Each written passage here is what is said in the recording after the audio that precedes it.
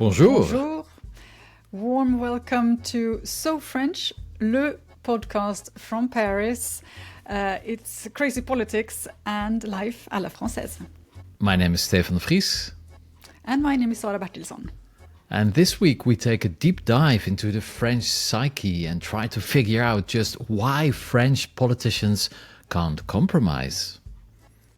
And as Nicolas Sarkozy is released from jail, one of his former ministers and protégé is finding herself in new hot waters with the law. And also massive disappointment this week for potential buyers of what has been dubbed the most important scientific instrument ever offered at an auction. Find out what it is and why it never went under the hammer later in this show.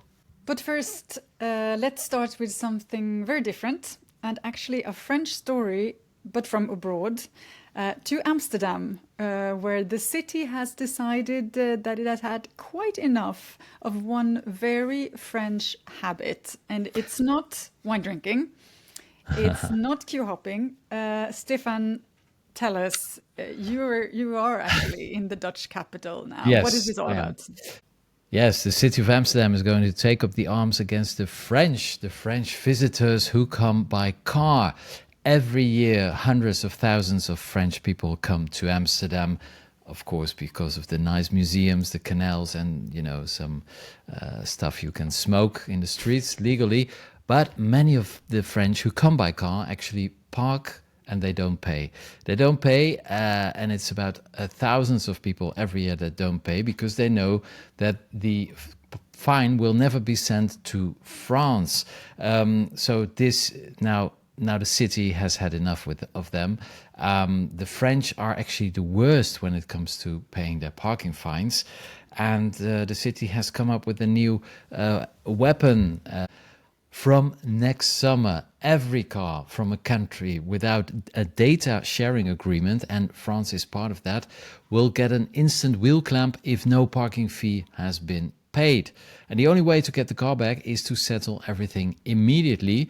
And that bill is around 250 euros. And that's not the parking fee. It comes on top of the parking fee.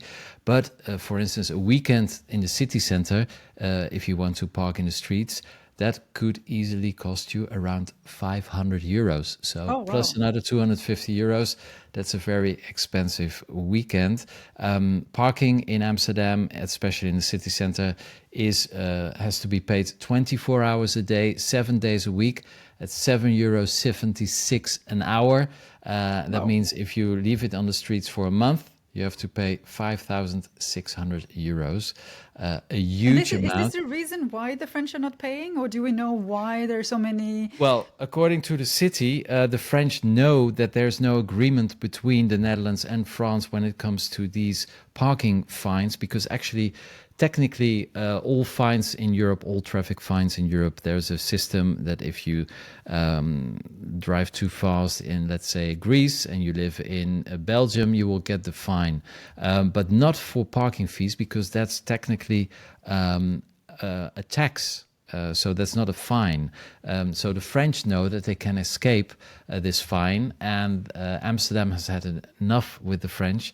So now, even if you're only 1 minute too late, you will be clamped and you will have to pay 250 euros to be liberated. The deputy mayor for mobility in Amsterdam, she said that we can't allow some visitors to just drive off without paying, while Dutch drivers and other Europeans have to. With the clamp, everyone pays, it's only fair. So can we say that the French are making everyone in Europe then having to pay immediately? Is it really the French who were at the origin? Yeah, the French are the worst. Also Hungarians tend to pay not to pay when they park in the streets, but there are not many Hungarians in Amsterdam. But the people from France are really almost 1 million, I think, last year visited Amsterdam. So if you walk around the city, you hear a lot of French. Many people come to Amsterdam, of course, by train, but it's not very far. So many people also come by car. And I think a lot of tourists don't even know that they have to pay 24 hours a day. So this could be a very unpleasant surprise. And it makes your weekend, of course, very expensive if your car gets clamped. Well, unpleasant surprise for the French, but maybe a pleasant surplus in the Dutch treasury, right? Well, the Amsterdam now says it costs about 40 million euros every year. So that's money that's lost because people don't pay their fines. So maybe they will get a little bit of this money back now, but at least it's a warning for all the French listeners of this podcast. If you go to Amsterdam, you will have to pay the parking fee. Otherwise, you will find your car immobilized.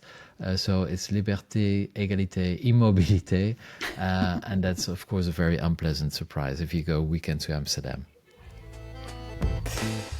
All right, Stefan, we're moving back to France and something, a topic that we did touch upon in our last episode, and I think that we're likely to continue talking about in our next episode.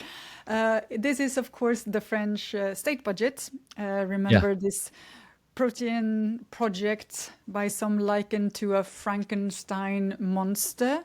Since our or the monster of Loch Ness. People talk a lot about it, but it's never, ever, anyone sees it ever.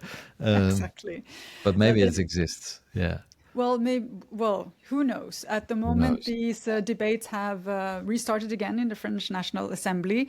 They're supposed to, according to schedule, they're actually supposed to end by this weekend with a vote, but there are still more than 1,000 amendments to go through, so very few believe that this is going to happen. But we're not going to dig in too much in the details of this of the budget today. What I wanted to talk a little bit more about is actually what we've been seeing lately, and what's been a topic also quite a lot here in France, is the French the French is not wanting to compromise, the problem and the non-tradition of finding common solutions that we have here in France. Yeah, it's weird. I think compromis is a very French word, but it's probably never used in reality. It's also some kind of monster of Loch Ness. In theory, it exists, but yeah.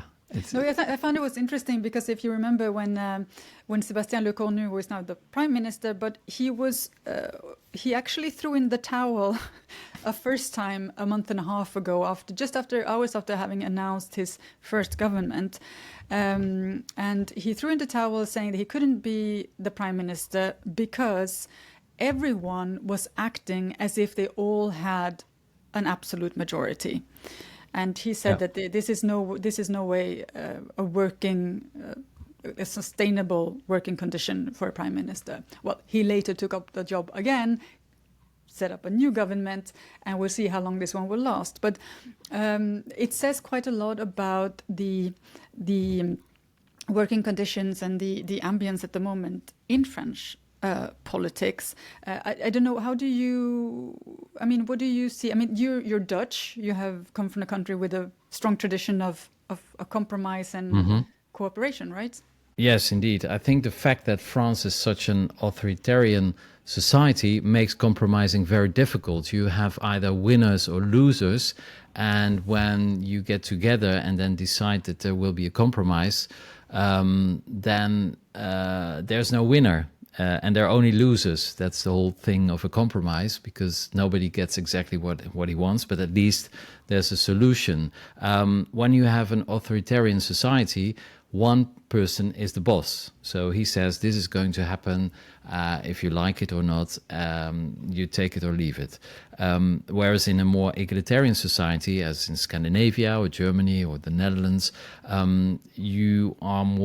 people are more focused on a solution, and you all grow up with the idea that you will never get exactly what you want because you have to get along with the other partner, and I think that's something you don't really learn in France. Everything is a fight. There's just a winner or a loser, And if you tend to compromise a little bit, then you're not strong enough. I think that's. I think it's also a sign of weakness, actually, if you are ready to compromise. What do you think? Yeah, definitely. I mean, here it's considered a weakness if you compromise and that you Yeah. have been losing it, just as you say.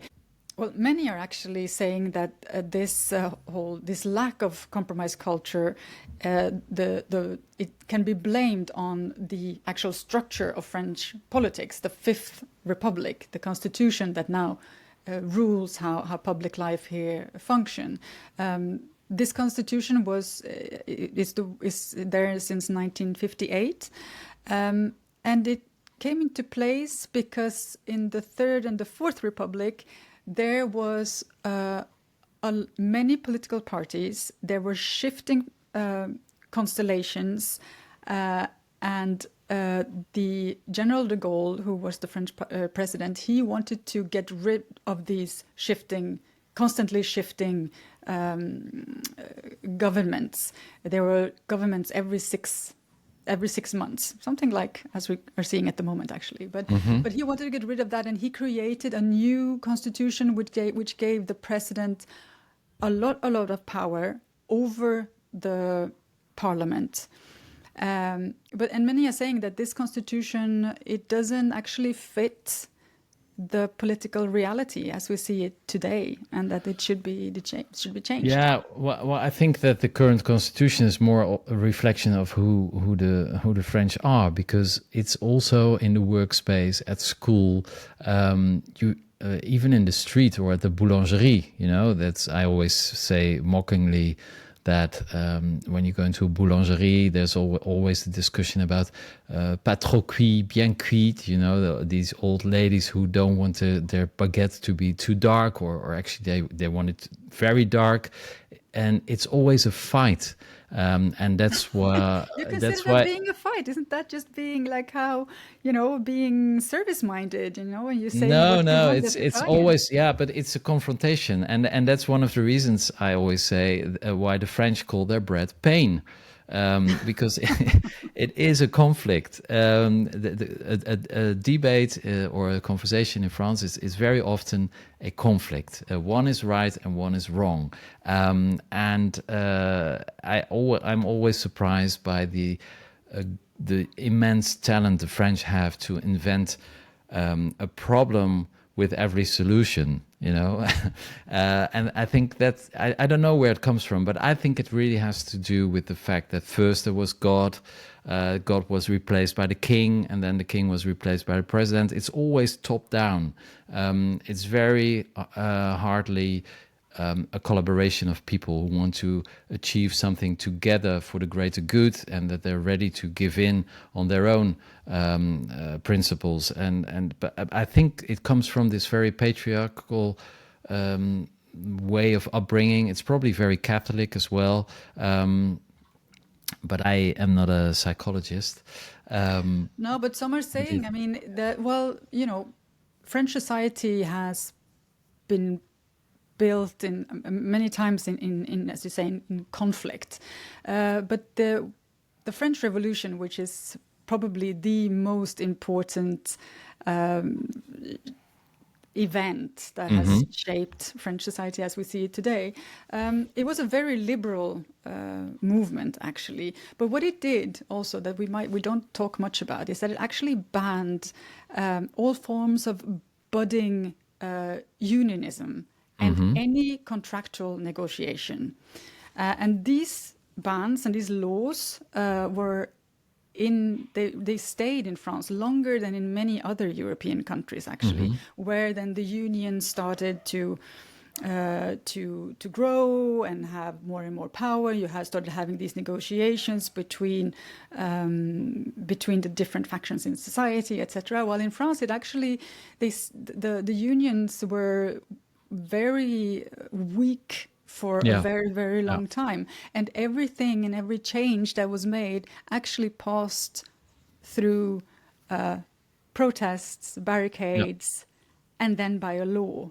And this idea of having contracts between employers and workers, for example, was something seen as very unusual in French society. And maybe someone would say, maybe, you could think that what we're seeing today with, strikes, conflicts, and polarization is maybe goes back even to the French Revolution. There is no sense of compromise in even at situations like this, the one we're seeing now with the budget and the country being in a deep crisis, that politicians are really, they're not interested in finding common solutions. It's really much more about it's all or nothing. And exactly. And it's of course sad, because from the point of view of economic and social progress and efficiency, there's little doubt that the Nordic and the Benelux and the Germanic neighbors, they really benefit from the ability to reach social compromises. Actually, you see all the countries in Europe where there's some kind of coalition tradition, they fare much better than France. So it's also sad that the French and the French MPs are not able to get over their own egos and to sit around the table and say, well, we have a huge problem, let's find a solution together. And not only the MPs, of course, but also the unions and all the other NGOs, they should just get around the table and talk, and then the door should stay closed, locked, until they come out with a solution, a compromise. But I'm afraid that's not really in French DNA. Well, I'm not sure it's a question of French DNA. I think it's maybe of the power, the DNA of those with power. Because if you listen to French people, I mean, the public is very tired of the situation as it is, of the fact that nothing is moving forward, that politicians can't seem to get to agree on anything. So I'm not sure it's the DNA of the French. I think it's the DNA of the French political power, maybe. But I do think that there is a true wish with the population that these things should change. And I mean, when you talk to people here, that's what everyone says. Like we can't. Yeah, the wish is there, but they don't realize that they have to do something themselves as well. I mean, most French agree that the country needs reforms, but then if you say, okay, well, reform, let's start with you, and then he or she will say, no, not me, first the neighbor, and then I will follow. That's the whole problem, I think. So I don't think that French are any different than other Europeans and other human beings when it comes to those questions. But it would be interesting to see if there's a. I mean, I don't have a. It would be interesting to see if there's, for example, opinion polls about these things. But I do have a real feeling that the French are getting pretty tired of the system as it is, and the fact that it creates more tensions than solutions at the moment. Yeah, but if they're so tired of the system, then they should change it, and they don't do that, And then they say, "Ouais, mais en fait c'est comme ça." It's like this. It's always has been, and I'm nothing. I'm just. You cannot change the system by an individual, so they do nothing. I'm pretty pessimistic about the attitudes. I know you are. Pretty French, actually. Well, we're going to have to wait a little bit longer to see if there is a change in the politicians' actions when it comes to the budget negotiations. Yeah. If there will be some kind of compromise, that at the moment we're not sure where this is actually going to end. Will France have a budget for next year or not, and what kind of budget will it be? The question about French psyche and the will for compromise or not is possibly something that we can continue talking about for a long time, and maybe in future episodes as well. And have a look at really, is there a will in French society for more compromise and less winners or losers ideals? Yeah. Well, the French society looks like it's locked down. One person has not been locked down. For him, it has been Liberation Day. And we're not talking about the Trump trade tariffs, but a real Liberation Day for one person. We already talked about him last episode. It is France's most famous or infamous inmate. Nicolas Sarkozy is free. What happened? I thought he had to stay 4 or 5 years there. Yeah, you remember? Yes, he was actually convicted in September to a prison sentence of 5 years for criminal conspiracy. He went into prison in October. But then now, since Nicolas Sarkozy has appealed this conviction, a court here in Paris decided that he should be released while waiting for this appeal to be judged. So he is out again, and of course a very happy man, we can assure. And but we learned some things about his time in prison. We did know that he had actually 2 police officers who were with him the whole time. There was a lot of worries about his security in prison. This is why he was put in solitary confinement, actually, because not because he was considered a danger to others, but more that others could actually be a danger to him. And it's not every day that you have a former president, of course, in a prison cell. But I remember we were bombarded before Nicolas Sarkozy went into prison about what he was going to do, what he was going to read, the books he was bringing with him. Remember the books he brought with him, Stefan? Yeah, the Count of Monte Cristo, I think, and the Bible. Or not the Bible. It's a biography about Jesus. Of course, very symbolic books. That was more part of a communication strategy from the Nicolas Sarkozy team to show what kind of man they consider that he should be portrayed as. But now we also, according to French media, has found out a little bit more about what he was doing when he was actually in prison. Turns out, this is according to Le Point, a French newspaper. They say that Nicolas Sarkozy, during his 20 days at the La Santé prison, only ate yogurt. That's Why? not very gastronomical. No, it's not very healthy. It's not very presidential, I would say.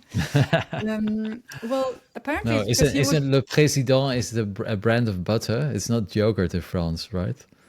Le Président? Or is it cheese? No, it's not yogurt. It's butter and cream. Oh yeah, butter and cream. Wow. No, apparently he was worried that other inmates would spit in his food. And not in the yogurt. I don't know. No, maybe this was sealed in some ways. Yeah. Or maybe so he's a free man now. No, actually, he has been, of course, he's not allowed to leave the country, and he's not even allowed to get in contact with certain people. For example, he cannot get in contact with those other people who are implicated in his case.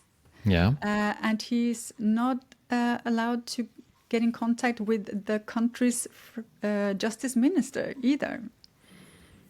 Yeah, because the justice minister he visited him in prison. But that was apparently then their last meeting in person, because according to the judge now, they are not allowed to see each other anymore. And there are elections coming up, municipal elections in March next year, and it's about 5-6 months.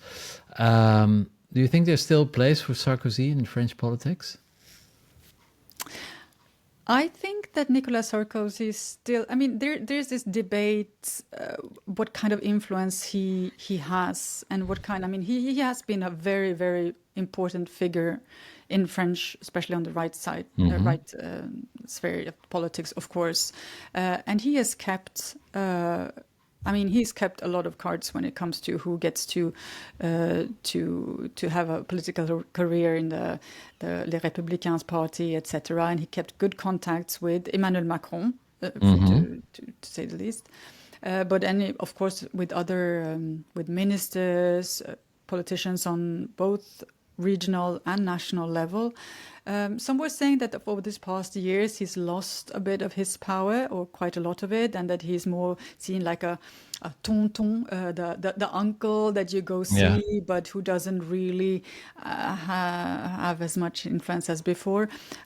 I still think that he has a say over what happens in French politics. Yeah. And only if you see who has visited him over these past years.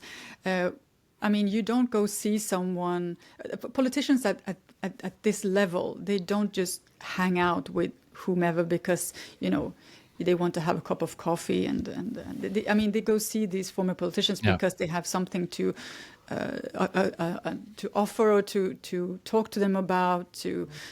It's I do think he still has an influence, and will this continue now when he has been actually has spent some time in prison and he has these convictions behind him?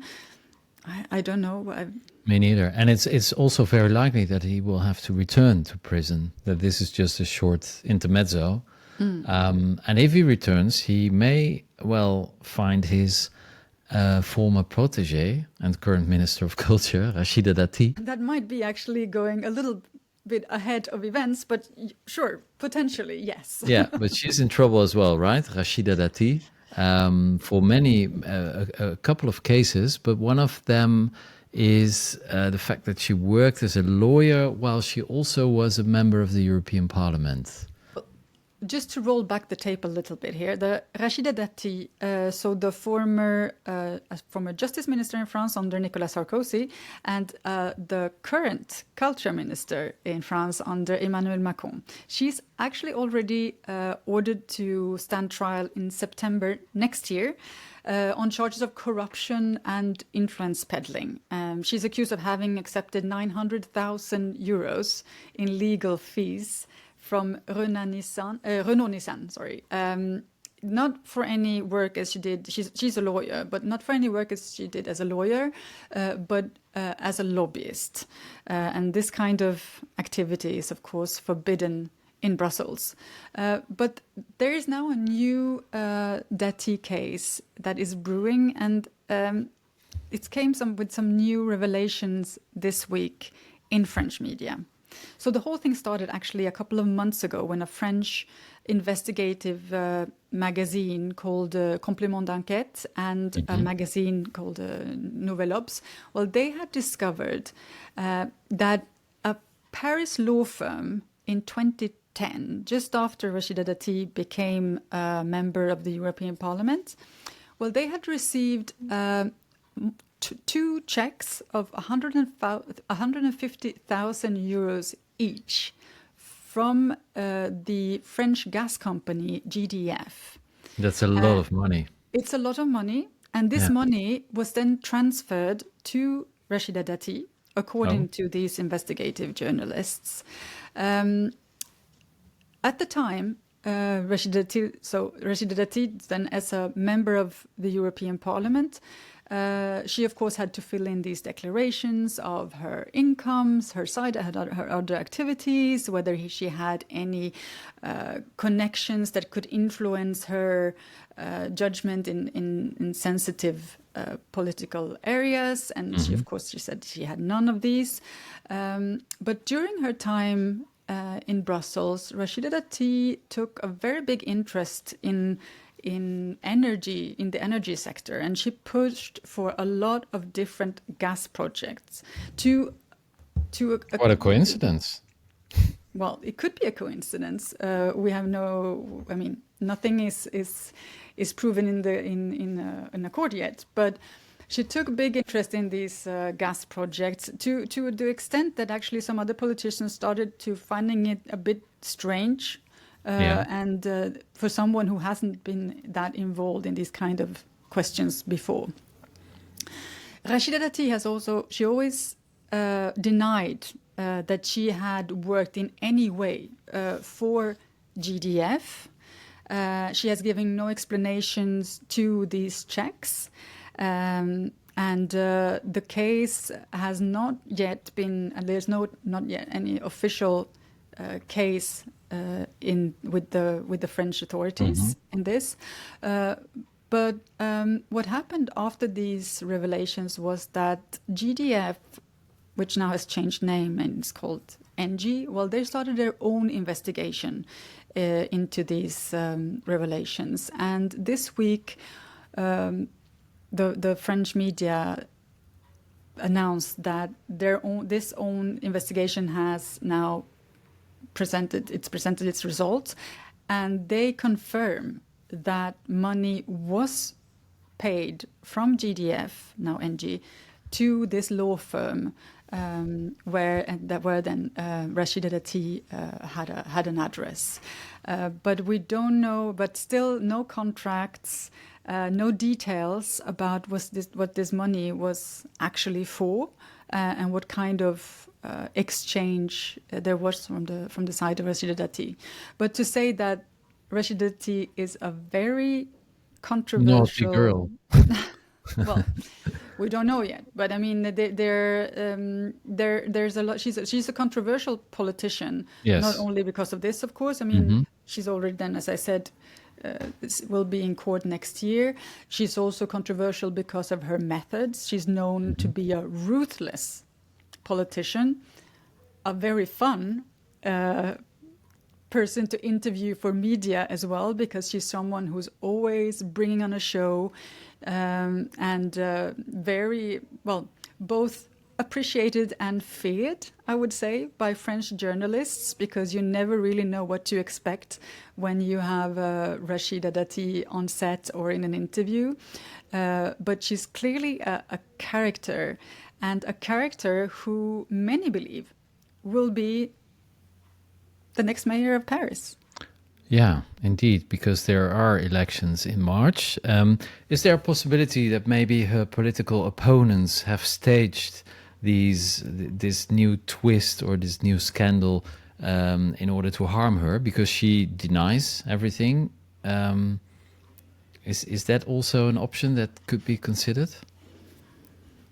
I think there is no, I mean, of course, you can't rule that out. I mean, politics is, I mean, yeah, it's ruthless, and it's the City Hall of Paris is the top prize for many French politicians, and of course it's very important for the parties to have the power of the French capital.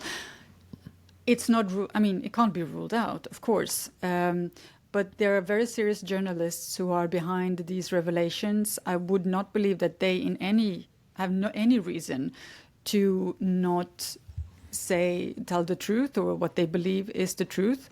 If someone has leaked information to them, possibly, that we don't have information about. But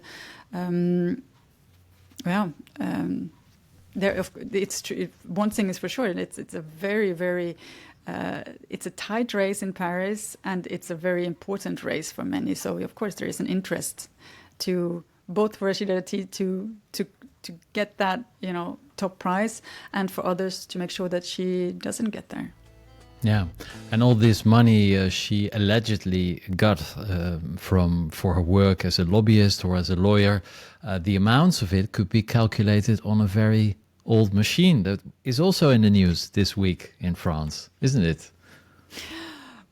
This is like only one of a handful of these machines. This was developed by the French mathematician Blaise Pascal in 1642, so a real rarity. And I don't know if you were lining up for the sale, Stefan, but I'm sure there were many people interested in this little gem. Well, it sounds like a very fascinating machine. What should I pay for it if I was about to bid this week at the auction? Well, they were saying they were expecting between 2 and 3 millions for this machine. But now they've decided at the last minute, just just hours actually before it was supposed to go under auction, under the hammer, it was withdrawn. And this because the French authorities had decided that this machine is not allowed to leave the country. And I'm assuming then that the Christie's considered that there were a big chance that there would be an international bidder for this machine. So no, for the moment they pulled it. It's going to stay where it is. We'll see what's going to happen next.